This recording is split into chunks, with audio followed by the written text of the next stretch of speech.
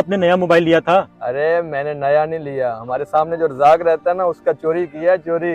अरे भाई ये तो बहुत गलत बात है। अरे कुछ गलत नहीं होता। हाँ रजाक आ रहा है, उसको बताना नहीं कि उसका मोबाइल मेरे पास है। अरे भाई मेरा मोबाइल चोरी हो गया है और मुझे पक्का यकीन है कि मेरा मोबाइल इसके पास है। अरे भाई मैंने नहीं तुम्हारा मोबाइल चुराया, अगर नहीं यकीन तो खान भाई से पूछ ले। खान भाई आप तो नमाजी हैं और मैंने सुना है कि नमाजी कभी झूठ नहीं बोलता। भाई मैं झूठ नहीं बोलूंगा, आपका मोबाइल इसी ने चुराया है। और ये ले आप अपना मोबाइल। बहुत शुक्रिया खान भाई। खान भाई आपने अच्छा नहीं किया, एक दोस्त होकर दोस्त का साथ नहीं दिया। भाई मैं झूठ बोल के तुम्हें बचा तो लेता, पर इससे हमारा इस्लाम बदनाम होता और लोग कहते हैं नमाजी होके झूठ बोलता है।